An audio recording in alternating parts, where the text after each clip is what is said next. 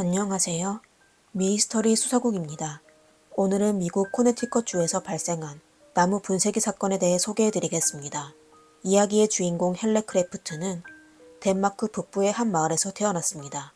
성인이 된 헬레는 뛰어난 능력으로 미국에 본사를 둔 페난항공의 스튜어디스가 되었으며 플로리다주 마이애미에서 훈련을 받았습니다. 그리고 바로 그곳에서 페남항공의 회원이자 조종사 훈련을 받던 31세의 리처드 크래프트를 만나게 되었습니다. 리처드는 부족함 없이 자라 항상 자신감이 넘치고 말주변이 아주 좋았는데 본인의 매력을 잘 아는지 매일 다른 스튜어디스에게 대시했습니다. 하지만 헬레를 만난 후 얼마 안 돼 두 사람은 깊은 사랑에 빠졌습니다. 1975년 11월 37세가 된 리처드와 28세가 된 헬레는 공식적으로 결혼식을 올렸습니다.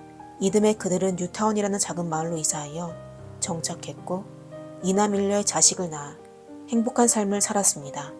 1982년에 결혼 7년차가 된 리처드는 비행이 없을 때 할 수 있는 아르바이트 자리를 찾았는데 시내 경찰 지원 업무를 하였습니다. 여전히 스튜어디스 일을 하던 헬레는 불규칙적인 근무 시간으로 아이들을 위해 마리토마라는 가사도우미를 고용했습니다. 1986년 11월 18일 헬레는 저녁 비행을 마치고 친구의 차를 타고 집까지 왔습니다. 친구 둘은 그녀를 데려다준 후 바로 떠났습니다. 그날 밤 뉴타운에는 엄청난 눈보라가 몰아쳤는데 지역 전체적인 정전이 발생하게 되어 마을 주민들은 추운 밤을 보내게 되었습니다.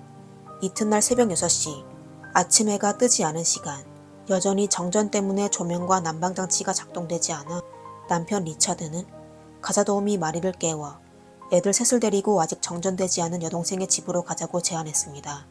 그리고 그들은 리처드가 운전한 차를 타고 여동생의 집으로 향했습니다. 여동생의 집에 도착한 마리는 헬레가 없다는 걸 깨닫고 이상하다고 생각했지만 굳이 물어보지 않았습니다. 리차드는 세 자녀에게 아침 식사를 준비해주고 날이 밝자마자 집으로 가 전기를 확인해야 한다고 하며 혼자 집으로 돌아갔습니다. 저녁 7시경 리차드는 다시 여동생의 집으로 와 마리와 세 자녀를 데리고 갔습니다. 집에 도착한 마리는 전날 밤부터 헬레가 보이지 않는다며 리처드에게 헬레의 행방을 물었습니다. 하지만 리처드는 나도 모르겠어요 라고 의외의 대답을 했습니다. 남편이 걱정도 하지 않는 게 이상했죠. 다시 그날 밤 마리는 안방을 청소하다 카펫에서 닦기 힘든 검은 얼룩을 발견하여 리처드에게 물어보았습니다. 이에 리처드는 난방장치를 침실로 옮기다가 실수로 등유를 카펫에 쏟았다고 하며 카펫의 얼룩진 부분을 잘라내어 쓰레기통에 버렸습니다. 다음날 아침 며칠이 지났는데도 헬레의 행방조차 알 수 없었습니다. 걱정이 된 마리는 리처드에게 다시 헬레의 행방을 물어보았습니다. 그러자 리처드는 헬레의 어머니가 아파 급하게 덴마크로 돌아갔어요. 며칠 후에야 돌아올 것 같네요. 라고 답했습니다. 헬레가 사라진 지 나흘 뒤인 11월 22일 비행이 있는 날임에도 불구하고 헬레는 출근하지 않았습니다. 비행기가 이륙할 때까지 연락이 없자 항공사 직원이 헬레의 집에 전화를 걸어 그녀의 행방을 물었습니다. 전화를 받은 사람은 헬레의 남편 리차드였는데 헬레의 어머니가 편찮으셔서 급하게 덴마크로 돌아갔다며 미처 회사에 휴가 요청을 하지 않은 것 같다 라고 답했습니다. 회사는 상황을 파악한 후 더 이상 별도의 확인을 하지 않았습니다. 하지만 11월 29일 열흘이 넘도록 아무런 소식이 없자 헬레 동료들은 수상하다고 생각했습니다. 헬레는 사라지기 전 동료들에게 만약 나에게 무슨 일이 일어나면 그건 사고가 아니야 라는 이상한 말을 남겨놓았습니다. 헬레의 말이 떠오른 한 동료는 인사팀에 요청하여 헬레의 덴마크 본가 집 전화번호를 알아내 전화해 보았습니다. 전화를 받은 사람은 헬레의 어머니였는데 알고 보니 최근 아픈 적도 없었고 딸이 덴마크에 오지도 않았다고 했습니다. 이에 헬레의 동료들은 리차드를 찾아가 헬레의 행방을 캐물었습니다. 처음 리차드는 헬레가 여행을 갔다고 했지만 또 금세 말을 바꾸어 아내가 가출했다고 했습니다. 헬레의 친구들이 더 꼬치꼬치 캐묻자 리처드는 이내 헬레가 어디로 갔는지 자기도 모르겠다고 했습니다. 그의 대답을 듣고 난 헬레의 친구들은 심각하게 헬레가 걱정되기 시작했습니다. 그들은 오래전부터 리차드의 성격이 괴팍하다는 것을 알고 있었습니다. 뿐만 아니라 헬레가 사라지기 전 그녀는 리처드에게 이혼 소송을 제기했다는 사실도 친구들에게 알려주었습니다. 그녀는 이혼 소송을 위해 변호사까지 고용했습니다. 헬레가 리처드와 이혼하려고 한 이유는 헬레가 사라지기 2개월 전부터 시작되었습니다. 1986년 헬레와 리처드는 결혼 10년차 부부가 되었습니다. 10년간 헬레는 남편 리처드의 괴팍한 성격을 아이들 때문에 견디며 살아왔지만 서름을 털어놓을 곳이 필요해 종종 친구들에게 남편 흉을 보았습니다. 그러다 어느 날 헬레는 리처드가 다른 여자와 은밀한 통화를 하고 있다는 사실을 알게 되었는데 남편이 통화 중일 때 다가가며 남편은 서둘러 전화를 끊었습니다. 초반 헬레는 남편이 바람을 피웠다고 생각하지 않았지만 통화가 잦아질수록 의심이 깊어졌습니다. 이에 헬레는 사립탐정을 고용하여 뒷조사를 시작했습니다. 사립탐정은 풍부한 수사 경험이 있는 전직 경찰관 키스 마요였습니다. 의뢰를 받은 마요는 리처드에 대해 조심히 조사하기 시작했습니다. 얼마 후 마요는 리처드의 불륜 증거를 확보했습니다. 9월의 어느 날 밤, 마요는 사진 한 장을 헬레에게 건넸습니다. 사진 속에는 한 여성이 리처드를 다정하게 포옹하는 중이었습니다. 두 사람은 아주 가까워 보였죠. 마요의 조사에 따르면 그 여성은 다른 항공사의 스튜어디스였습니다. 헬레는 그들의 사진을 보고 깊은 배신감에 통곡하기 시작했습니다. 남편을 많이 사랑했던 그녀는 그 사실을 받아들일 수가 없었습니다. 하지만 며칠 후 이내 헬레는 정신 차리기로 마음먹었습니다. 그녀는 남편과 이혼하기로 마음먹고 변호사를 고용하여 이혼 절차를 준비하며 새 자녀의 양육권도 취득하려고 했습니다. 10월 14일 헬레는 리처드에게 이혼을 요구했습니다. 하지만 리처드는 단호히 거절하며 두 사람은 크게 싸우게 되었습니다. 11월 4일 두 사람은 집에서 또 한 번 크게 언쟁을 높였습니다. 그날은 가사도우미 마리도 그들의 다툼을 알게 되었습니다. 11월 18일 헬레는 비행을 마치고 집까지 무사히 도착했는데 갑자기 사라졌습니다. 헬레의 동료들은 헬레의 실종에 분명 리차드와 관련이 있을 거라고 의심하고 곧장 헬레의 이혼 변호사를 찾아갔습니다.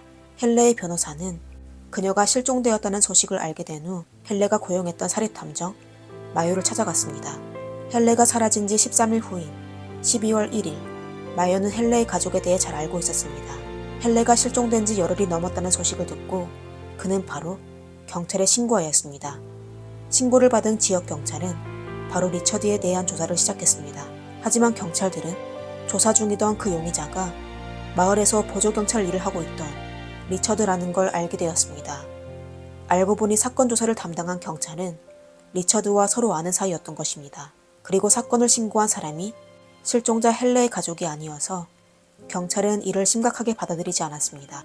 이후 경찰이 리처드를 통해 확인해 보았지만 리처드는 헬레가 말다툼 끝에 홧김에 가출했고 금방 돌아올 것이라고 둘러댔습니다. 그리고 자신의 결백을 증명하기 위해 경찰에게 거짓말 탐지 테스트까지 요구했습니다.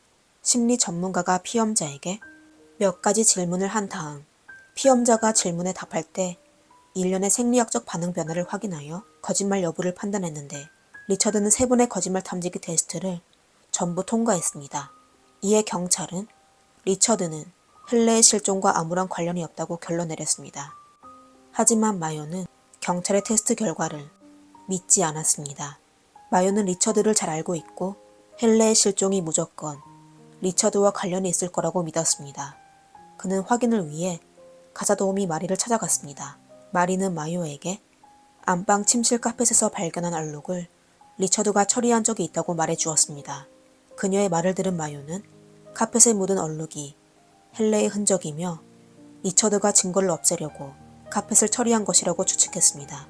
추후 마요는 바로 사람 몇 명을 고용하여 리처드가 버린 카펫을 찾기 위해 근처 쓰레기 처리장을 뒤지기 시작했습니다. 며칠간의 고생 끝에 결국 카펫 조각을 찾아내 바로 경찰에게 넘겼습니다. 그 당시 헬레가 실종된 지 거의 한 달이 지났지만 헬레의 소식은 들리지 않았습니다.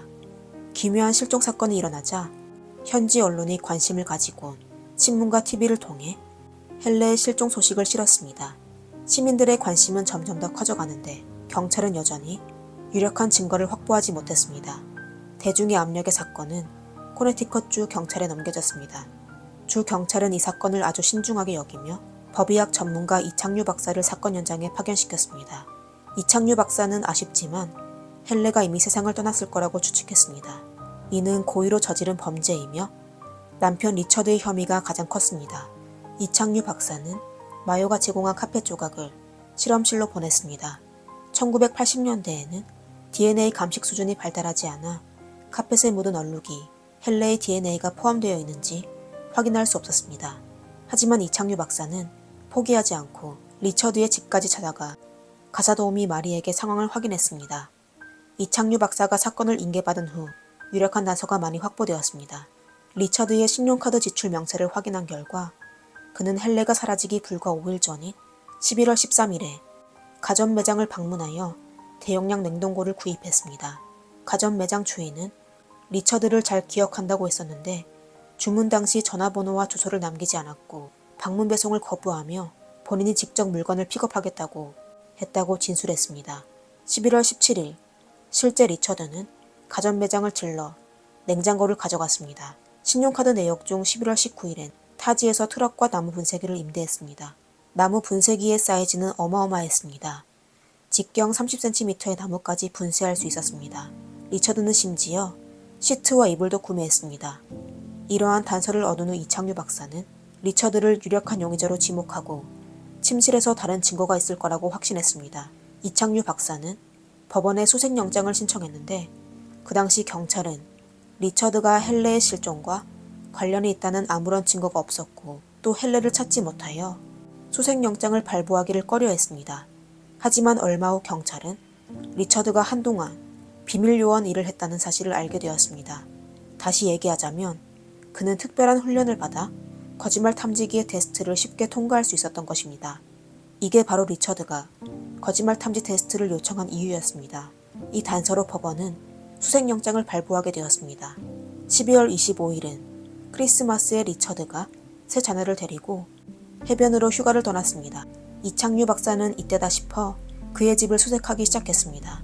경찰은 리처드의 침실 매트리스에서 5개의 아주 작은, 거의 눈에 띄지 않는 빨간 자국을 발견하여 샘플을 수집한 후 실험실로 가져갔습니다.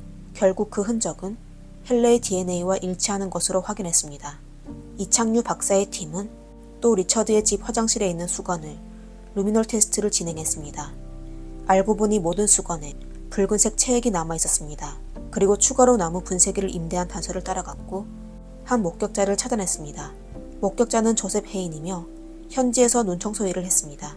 당일 새벽 그는 길가 눈을 치우고 있었는데 3시 30분에 근처의 호숫가에서 한 남자를 발견했습니다.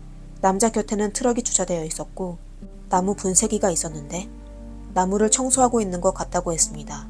그 후 조셉은 경찰을 데리고 그날 아침에 남자를 목격한 곳으로 데려갔습니다. 경찰은 호숫가에서 종이 조각이 섞인 톱밥을 발견했습니다. 경찰이 종이 조각들을 모두 모아 맞춰보았더니 편지 봉투라는 걸 알게 되었습니다. 봉투에는 헬레의 이름과 주소가 적혀 있었습니다. 이에 이창류 박사는 대담하게 리처드가 호수에서 나무 분쇄기로 헬레의 몸을 파괴했다고 추측했습니다. 경찰들은 바로 인력을 투입해 호숫가에서 총 2660개의 금발 머리카락과 69개의 인체 조직을 발견했습니다. 실험실은 호숫가에서 발견한 인체 조직을 실험하여 전부 헬레의 것이라는 걸 확인했습니다. 그건 외에 경찰은 호수 안에서 전기톱을 발견했습니다. 그 전기톱은 누군가가 일부러 분해했는데 톱날에서 다량의 이상한 잔여물이 발견되었습니다. 확인 결과 톱날에 엉킨 머리카락은 헬레의 것이었습니다. 그리고 파란색 잔여물은 헬레의 잠옷과 동일한 소재였습니다. 전기톱마다 고유의 일련 번호가 있었는데 호수 바닥에서 발견된 전기톱의 일련 번호는 누군가가 일부러 지우려고 한 것 같았습니다. 이에 실험실에서 회수용 특수화학 시약을 사용하여 그 일련 번호가 5921616이라는 걸 알아냈습니다. 사립탐정 마이오는 경찰을 찾아가 헬레가 남편 리처드의 뒷조사를 의뢰했을 당시 리처드에 대한 개인 파일을 전달해 주었었는데 그중 전기톱 구매 영수증이 있었다고 했습니다. 그리고 그 영수증에는 5921616의 일련 번호가 적혀 있었습니다. 경찰은 영수증을 바탕으로 바로 리처드를 체포하는 작전을 세웠습니다. 1월 11일 저녁 경찰은 리처드의 집을 포위한 후 그를 체포했습니다. 리처드는 특급상해 혐의 대상이었습니다. 법정에서 리처드는 경찰이 숨진 헬레를 찾지 못했기에 자신의 결백을 주장했습니다. 이번 재판에서 100명이 넘는 증인이 있었고 650개 이상의 증거물이 소개되었습니다. 검사는 많은 증인과 증거물로 리처드의 범행을 증명하여 리처드가 아내 헬레를 해쳤다는 걸 증명했다고 했습니다. 배심원단은 2주 동안 심의를 펼쳤지만 결국 합의에 이르지 못했습니다. 미국의 배심원 제도는 12명의 배심원이 만장일치로 결정을 내려야만 판결을 내릴 수 있다고 규정되어 있습니다. 하지만 12명의 배심원 중 1명이 계속 리처드의 무죄를 주장했습니다. 배심원단이 교착 상태에 빠졌을 때 법에 따라 검찰과 변호인은 배심원 12명을 다시 선정하여 다른 날에 재심하기로 했습니다. 1988년 9월 7일 이번 재심에선 배심원단의 만장일치로 그에게 유죄 판결을 내렸습니다. 판사는 리처드에게 유기징역 50년을 선고하여 사건을 마무리했습니다. 오늘의 영상은 여기까지입니다. 시청자 여러분은 사건에 대해 어떻게 생각하시나요? 댓글을 남겨주세요. 다음 영상에서 뵙겠습니다.